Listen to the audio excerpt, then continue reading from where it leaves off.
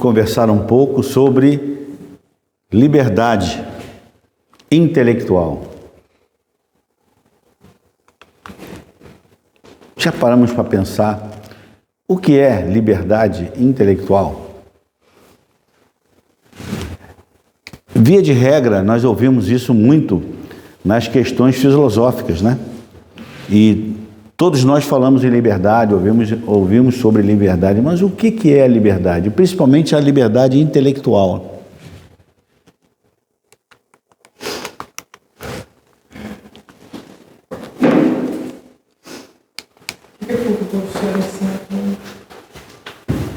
Só um segundo.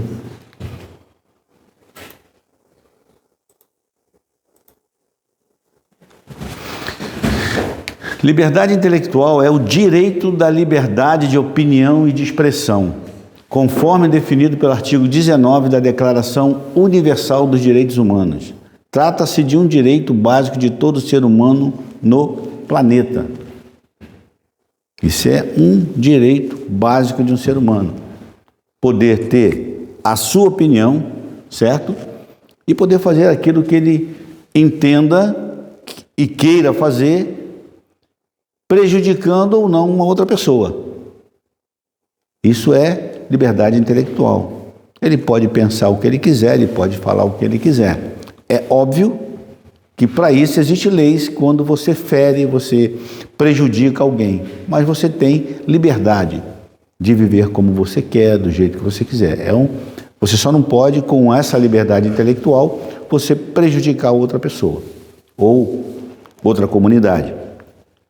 E por isso existem os parâmetros das leis, né, em todos os países. Mas vamos focar na liberdade intelectual.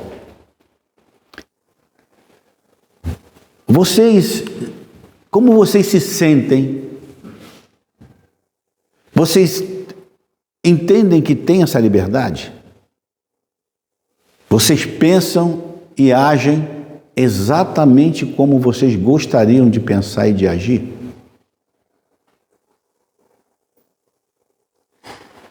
Vocês se vestem como vocês gostam de se vestir?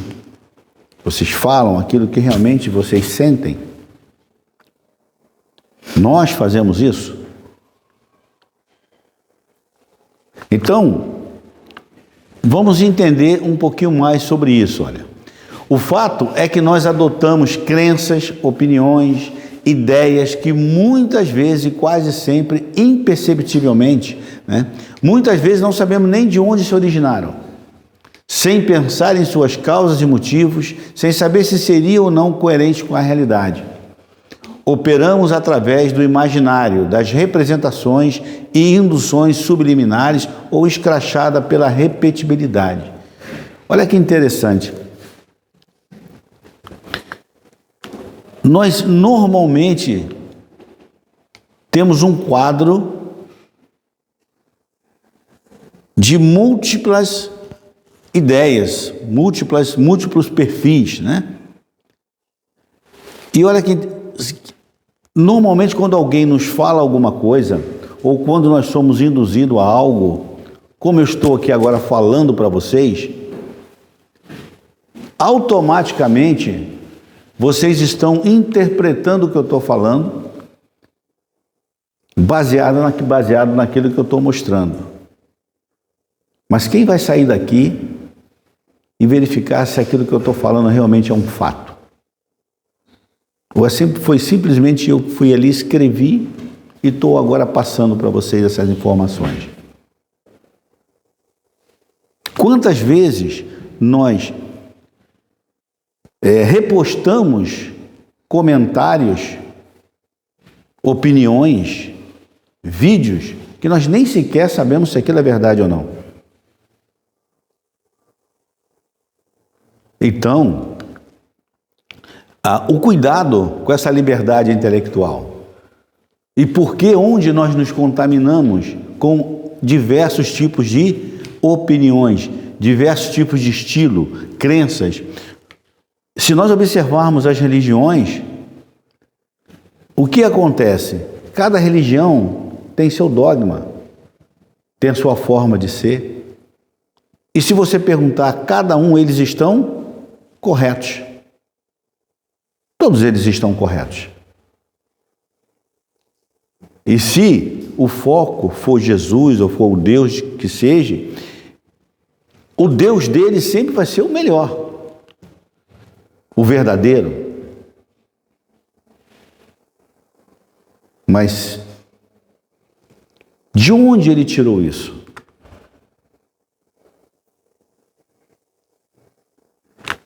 Então, nós operamos através do imaginário, das representações e induções subliminares ou escrachada pela repetibilidade. O que acontece? Nós estamos num momento em que o mundo é uma verdadeira farsa.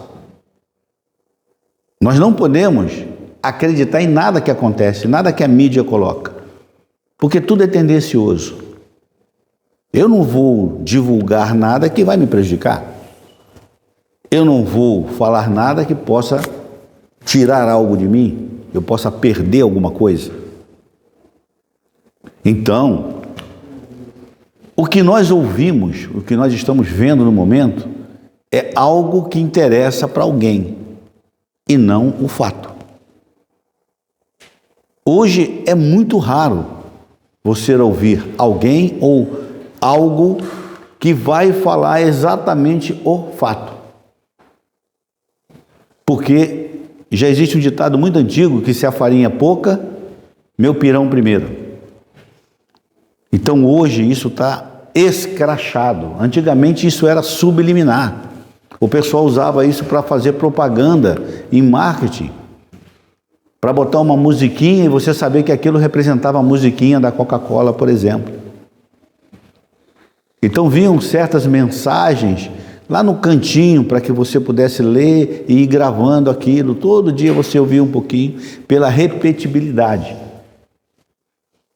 Hoje não.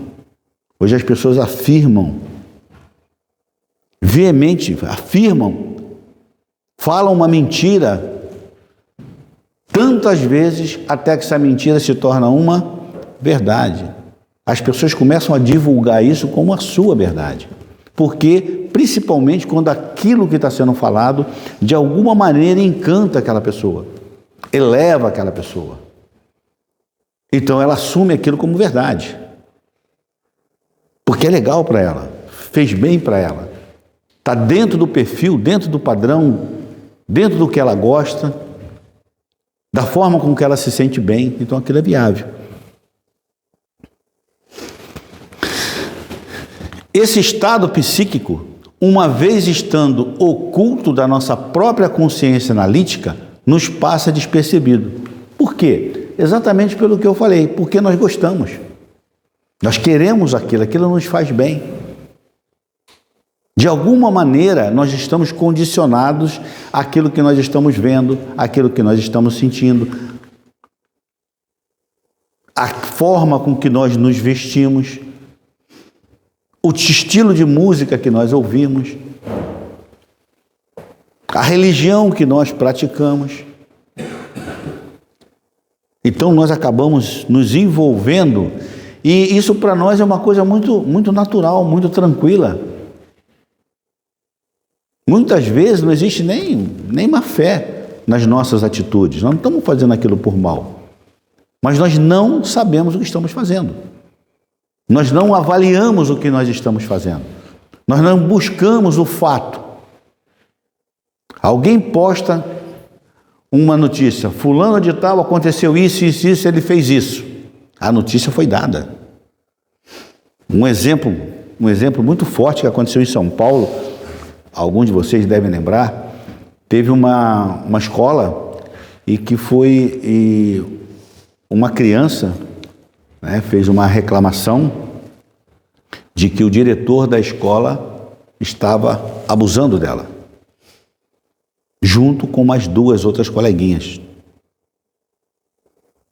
A escola, a coisa fluiu de tal maneira que a escola foi fechada, aquela família, o diretor, a esposa, a filha, foi destruída, ele foi jogado. Imagina o que aconteceu com ele. E depois de alguns anos se passaram E aí foi verificado, uma das meninas falou que ela tinha sido obrigada a falar aquilo.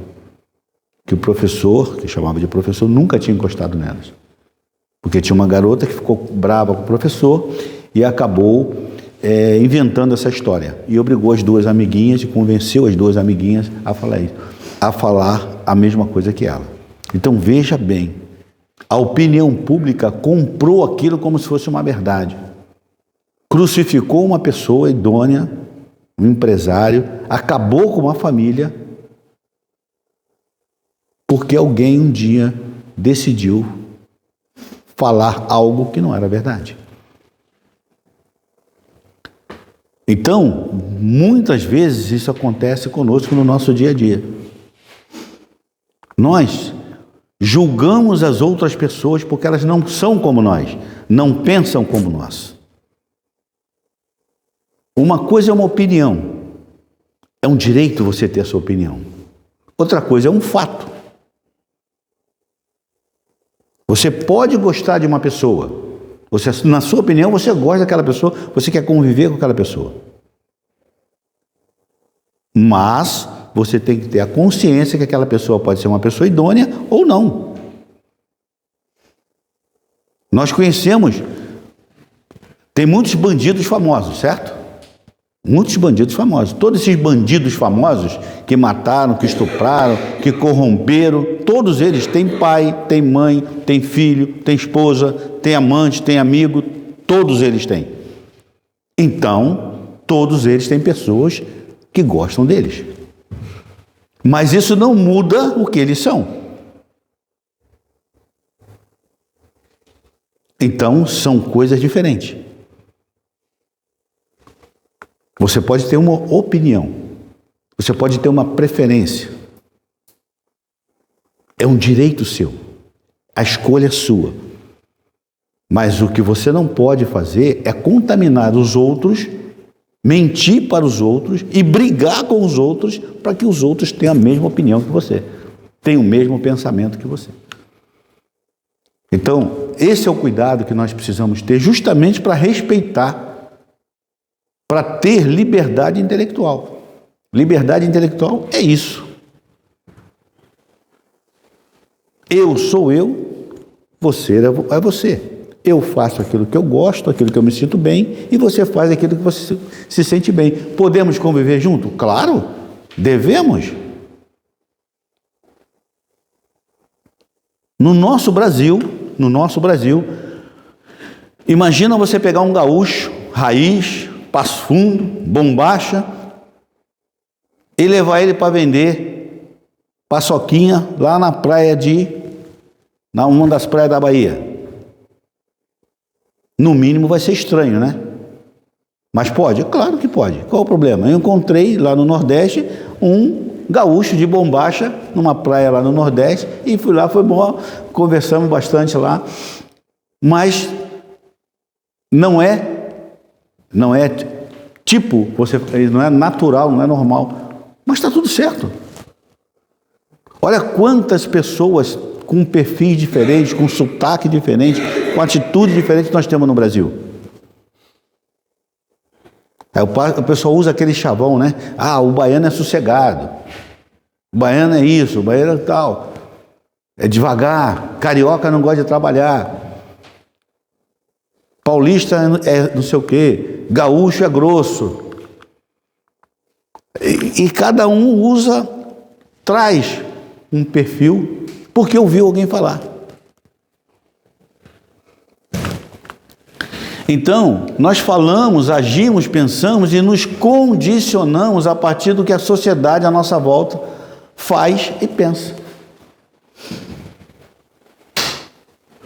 Daqui a pouco, no inverno agora, está todo mundo comendo uma sopinha, uma feijoada, né?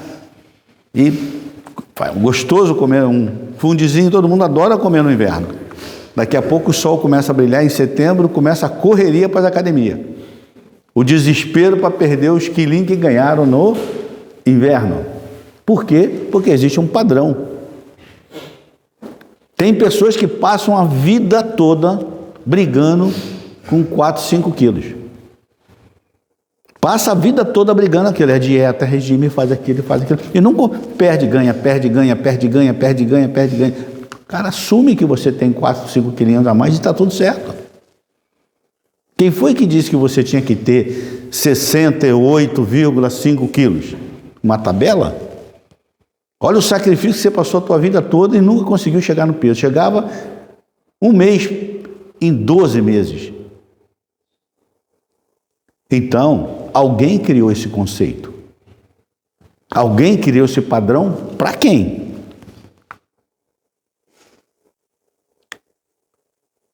Então, imagina se nós explodirmos esse Brasil para o mundo afora. Vamos comparar. Se colocamos um brasileiro, um venezuelano, um africano, um americano, um alemão, pensa na miscelânea que é da diferença de cultura, de atitude, de tudo isso. E nós já temos isso no nosso planeta. Então nós precisamos entender essa liberdade intelectual. Mas o cuidado para nós não nos envolvermos, nos induzirmos, porque nós achamos que temos liberdade, mas nós não praticamos a liberdade intelectual. Nós vivemos em grupos. Olha aqui, ó. E isto nos parece perfeitamente natural e racional. Afinal, é a sociedade que dita as regras. As roupas de marcas que são famosas, né? Pô, eu compro uma roupa, né? Eu uso Gucci, eu uso Lacoste. Mas ninguém fala assim, eu uso Tip Top.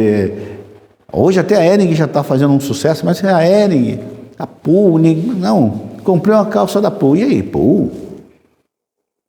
Não, comprei uma calça da Diesel, comprei uma calça Gucci. Pô. Então, alguém ditou as marcas, se fosse o contrário. Então, eu lembro que teve tinha um tênis, hoje, que é um tênis All-Star. Acho que todo mundo conhece o tênis All-Star, né? Há pouco tempo atrás, eu era um guri, e o meu primeiro salário, eu comprei um tênis All-Star. Era aquele de botinha e era importado, tá? No Brasil não fabricava. E eu comprei um tênis All-Star e uma camisa La Moana, uma camisa mexicana de surfista. Paguei, deixei meu salário todo lá para poder comprar essa aí, porque eu era apaixonado por isso. E o tênis era assim, o tênis All-Star de hoje, é o mesmo tênis. Só que esse é fabricado no Brasil, outro era importado na época, mas ninguém tinha esse tênis. Porque na época tinha dois tipos de tênis, Conga e Quixute. Só tinha esses dois, não tinha outros. Você tinha a opção de usar Conga ou usar Quixute. Tem gente aqui que é dessa época. Então, o tênis All-Star era o supra-sumo do tênis. Quem andava com tênis All-Star era o cara. E hoje? Tênis All-Star faz alguma diferença? Alguém olha para o pé e fala, pô, tá com tênis All-Star, hein? Não. Então, olha como essa questão de indução, isso é coisa, vamos chamar assim, é coisa da nossa cabeça. Por que da nossa cabeça? Porque alguém colocou isso, disse, e nós compramos isso. Nós compramos isso. Você sabe que a maioria das pessoas que brigam e correm atrás para usar roupa de marca é pobre, né? É o que não tem condições de comprar. E a maioria é tudo falsificado. Porque a maioria das pessoas compram uma roupa pela qualidade dela, independente de marca, pela qualidade. Quem tem grana quer roupa de qualidade. Algumas marcas trazem muita qualidade. E tem marcas que trazem muita qualidade, são coisas mais caras, mas nem está na boca do povo, nem faz sucesso. Eu chego com uma camiseta aqui, com uma qualidade excepcional, mas a marca não é famosa, a marca não é conhecida. Então, a mesma coisa se você tivesse com a camisa Hering, porque não tem um jacarezinho, não tem um símbolozinho X ali.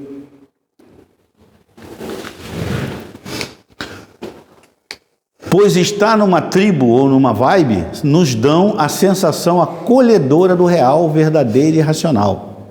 Assim, um véu de imagens pré-estabelecida interpõe-se entre nós e a realidade, gerando um estado coletivo de insanidade reproduzido a cada geração. Vocês perceberam isso? Que a cada geração muda o tom da coisa, muda a moda, muda o estilo. Então, o que hoje os nossos filhos, nossos netos nos acham careta, para nós lá na época era a vibe do momento. E aquilo que eles estão fazendo hoje não será a vibe de amanhã. Os filhos deles também vão achar careta. Por quê? Porque é momento, é time. Então nós temos que respeitar a nossa liberdade intelectual. Conviver com essa liberdade. Música, tem pessoas que gostam do estilo de música e não gostam de outro estilo de música. Não gostar é uma coisa. Agora, você criticar as outras, porque tem outras pessoas que gostam. Então, às vezes, as pessoas perguntam, que tipo de música você gosta, Cláudio? Eu falei, da música boa. Porque tem músicas boas e com todo tipo de estilo. E tem música ruim em todos os estilos de música.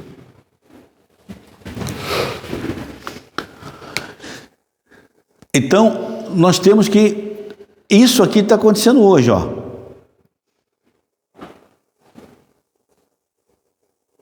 Se vocês pegarem hoje, eu vou falar um número bem modesto, tá? 70% dos formandos das universidades do Brasil, principalmente as estaduais, federais, o pensamento é exatamente o mesmo. Filosoficamente falando, politicamente falando. Por quê? Porque foram durante um tempo doutrinados.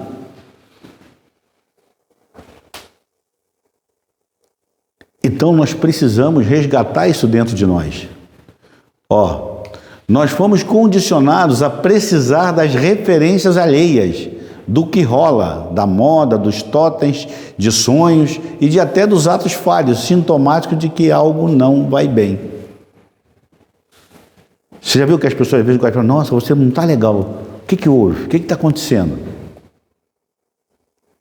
O não estar bem, o estar com um problema, é algo que chama atenção.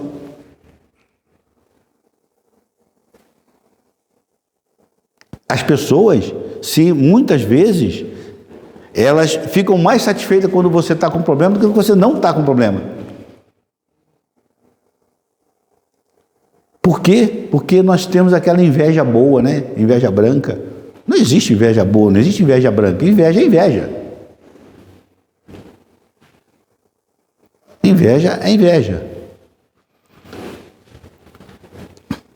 Então, tudo isso aqui, olha, você acha que algo que você está tomando aquela decisão, que aquela opinião é sua, uma opinião não é sua, alguém te induziu aquilo. Um exemplo claro é quando, por exemplo, você vai no médico. Portela dá um exemplo muito legal sobre isso. Você foi no médico, um médico excelente, um médico top. Aí ele chegou lá e o médico fez os exames, fez tudo que tinha que fazer.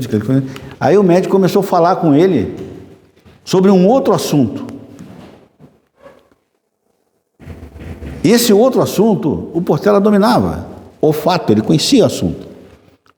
E para o médico era só uma opinião, ele estava falando. Eu acho que isso aqui, eu acho aquilo ali. E a pessoa, quando começa a botar muito acho no que ela está falando, é porque ela acha. E quando você está induzindo alguém no acho, você tem que cuidar. E o Portela falou assim, você é um grande médico, é o suficiente. Esse tipo de assunto eu vou procurar com especialista nessa área, não com médico. Por melhor que ele seja um jardineiro, um cozinheiro, alguma coisa do gênero, se eu quiser realmente aprender sobre jardinagem, eu vou procurar um especialista em jardinagem, não um médico. Mas o médico, como ele é um cara muito bom naquilo que ele faz, muito conhecido, o que acontece com a opinião dele? Induz ou não as pessoas? Quando você ouve a opinião de alguém, por exemplo, os influencers, os influenciadores, tem gente brigando por causa da Anitta. Ah, porque a Anitta falou, não, porque a Anitta não é isso, não, o pessoal mete muito pau na Anitta, porque não sei o que, também não é tudo isso. Então, olha o rolo. Então, gente, nós temos que começar a nos posicionarmos. Se você quer ser você, seja você. Se livre um pouco desse tumulto que acaba nos condicionando. De paranoias que nos deixam sentir solidão, não nos deixam sentir solidão nunca, e de quebra nos fazem sentir maiores e mais importantes do que realmente somos. Quando se olha uma visão dessa, uma pessoa bonita, bem maquiada, saindo com roupas caras, saindo de um carro top da balada, qual é a primeira impressão que você tem? Que essa pessoa está sofrendo ou ela é uma pessoa top, feliz, de bem com a vida, queria estar no lugar dela? O que vem na nossa cabeça? Teve uma época que eu dei consultoria para uma editora, para uma distribuidora de uma grande editora Abril, e eu comecei a conhecer números de vendas de revistas. A revista que mais vendia era a revista Caras. Já viu? E rico não comprava a revista Caras. Quem comprava a revista Caras era o pobre, para poder ver o que os ricos faziam. E eles não sabiam que grande parte daquilo ali era tudo montado para vender a revista. Photoshop, nem sabia o que era Photoshop ainda, né? A pessoa brigando para não ter uma estriazinha, para não ter uma gordurinha aqui, brigando a vida toda, e aí você pega a atriz, você vai ver ela ao vivo e a cor e fala, meu Deus do céu, nunca imaginei que ela tivesse uma estria, que ela tivesse uma ruguinha, que ela tivesse um culotezinho. Então, essa é a imagem que isso passa para nós.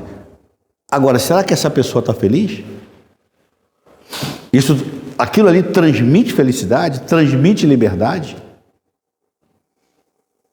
Mas é uma pessoa que pode influenciar muita gente. Principalmente as pessoas que não têm liberdade intelectual, que não buscam o fato para comentar. Que quando recebe uma mensagem, antes de passar essa mensagem à frente, vai lá no Google e verifica se é verdadeiro. Mas não nos sites que tem aí, que é também site patrocinado, né? É na história do cidadão, bota o nome do cara lá e vê quem é o cara. Quem é que está falando isso? Aí você vai ver quem está falando. É um cara que não tem a mínima condição de estar falando sobre aquele assunto. E induzindo pessoas, às vezes, até a tomar um remédio. Eu me curei com esse remédio. Aí tem quem está com aquele problema, vai todo mundo comprar um remédio. E ninguém pesquisou se aquilo ali realmente vai lhe fazer bem. Tudo isso só para nos proteger da consciência da realidade trágica, nossa condição humana. O ser humano, ele é o único animal, ele é o único ser que nunca está feliz com ele. Precisa sempre de ter alguém dizendo para ele que ele está bem, que está tudo certo, que estou bonito, está bonito. O ser humano depende dos outros para essa necessidade. Ele aprendeu isso. Então, porque ele não consegue conviver com seus defeitos. Tem um videozinho aí que mandaram para mim, que é muito interessante. Tem uma menininha que perguntou para ele, né? Qual era a descendência dela, né? Ela falava assim, a minha descendência é de pobre. Como assim? Meu bisavô foi pobre, meu avô era pobre, meu pai é pobre, eu sou pobre, sou descendente de pobre. Então, para ver como é que funciona a coisa e como aquilo ali era algo extremamente pejorativo.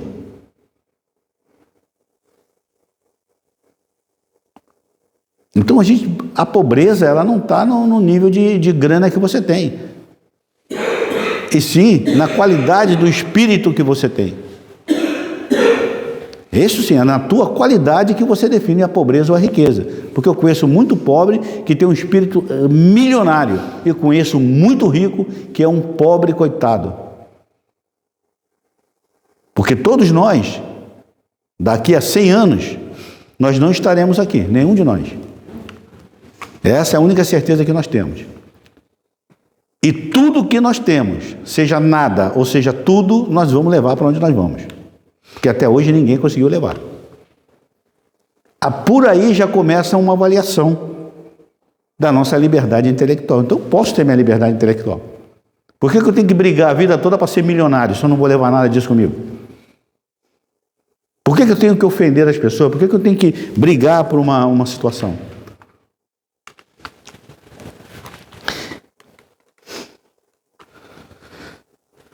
A ideologia não é o resultado de uma vontade deliberada de uma classe social para engolir a outra, mas é o efeito necessário da existência social, da exploração e dominação.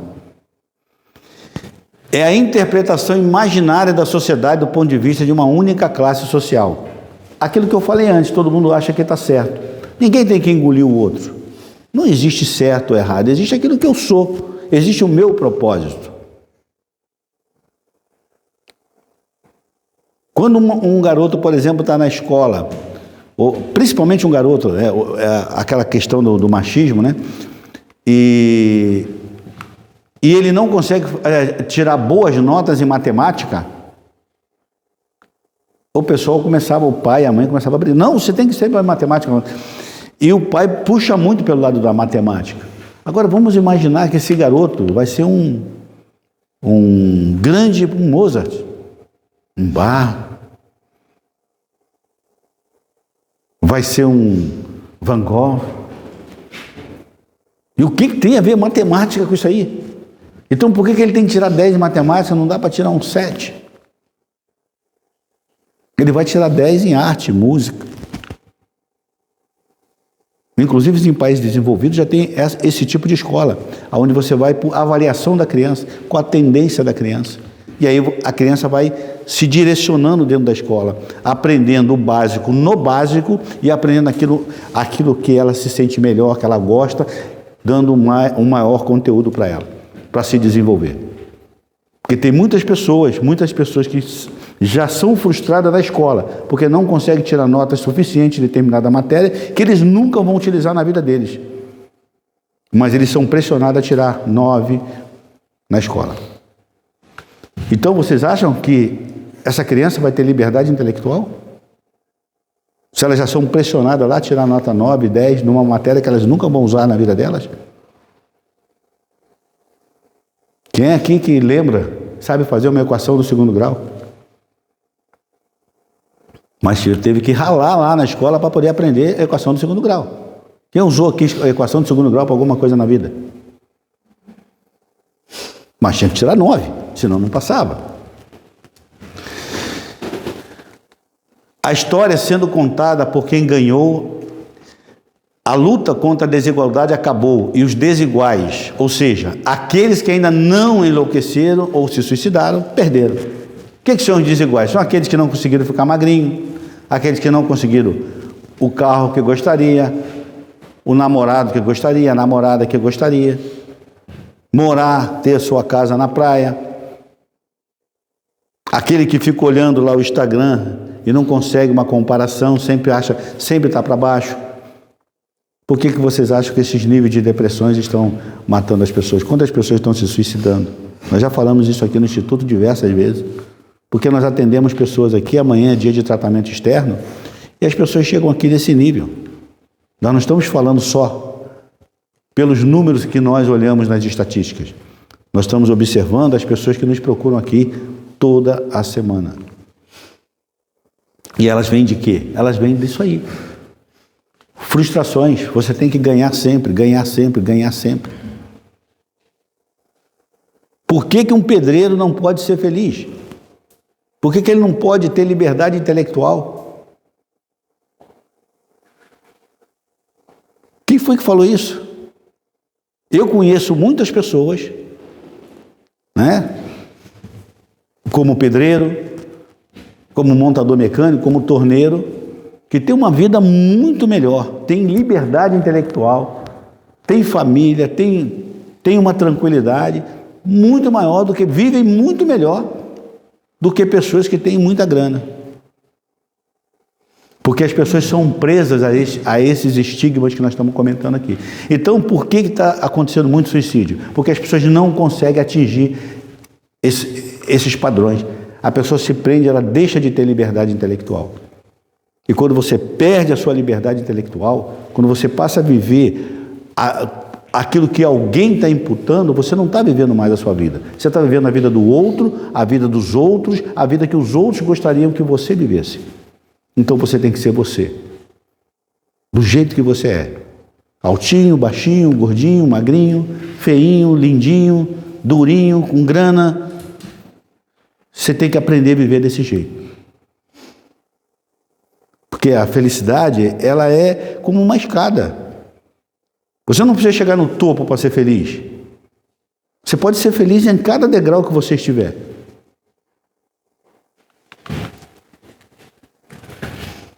Liberdade intelectual significa pensamento individual, ou seja, a abolição da chamada opinião pública, que é a verdadeira doutrinadora das massas. Liberdade intelectual significa manter-se incontaminável dentro do seu próprio propósito de vida.